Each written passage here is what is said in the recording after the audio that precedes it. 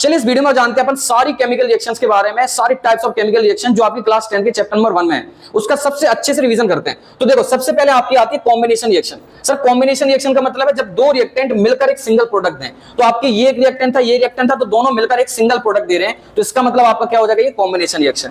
Decomposition इसी का just opposite है। जब कभी भी एक सिंगल प्रोडक्ट, वो सिंगल रिएक्टेंट आपका दो या दो से ज्यादा प्रोडक्ट में ब्रेकडाउन होता है तो उसको डीकंपोजिशन रिएक्शन बोलते हैं। अगला आता है डिस्प्लेसमेंट रिएक्शन। डिस्प्लेसमेंट रिएक्शन में क्या होता है, high reactive element low reactive element को क्या करता है, डिस्प्लेस करता है। तो जिंक जो है वो आपका कॉपर से ज्यादा रिएक्टिव है, तो इसलिए जिंक आपका कॉपर को डिस्प्लेस कर देगा और अपना बना लेगा जिंक सल्फेट। नेक्स्ट आते हैं सर डबल डिस्प्लेसमेंट। ये तो बच्चे को पता होता है सर। डबल डिस्प्लेसमेंट होता है आपका एक्सचेंज ऑफ आयंस। जिस भी रिएक्शन के अंदर एक्सचेंज ऑफ आयंस होता है, जैसे Na2SO4 इसमें Na+ और SO4- है, BaCl2 है बेरियम क्लोराइड। सर ये Ba आपका जो बेरियम प्लस का है, क्लोरीन माइनस का है, तो पहले वाले का प्लस इस वाले का माइनस ले लेगा और इस वाले का प्लस पहले वाले का माइनस ले लेगा, तो आपका BaSO4 और सोडियम क्लोराइड आपका बन जाता है। क्लियर है, ये आपका होता है डबल डिस्प्लेसमेंट रिएक्शन। ठीक है जी। अगला आता है precipitation reaction. Precipitation reaction double decomposition है, फिर डबल डिस्प्लेसमेंट का ही बच्चा समझ सकते हो आप, या फिर उसका एक एग्जांपल समझ सकते हो। सर वो रिएक्शन जिसके अंदर कोई ना कोई इनसॉल्युबल सब्सटेंस मिल जाए।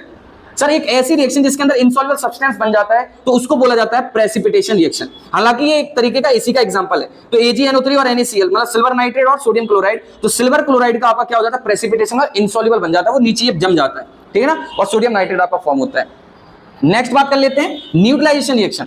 न्यूट्रलाइजेशन रिएक्शन हालांकि डबल डीकंपोजिशन का ही है। क्या आपको पता था न्यूट्रलाइजेशन डबल डीकंपोजिशन का है? कैसे? सर ये देखो H+ का Cl- का, Na+ का OH- का, तो इस H ने इसका माइनस लिया तो वाटर बनाया।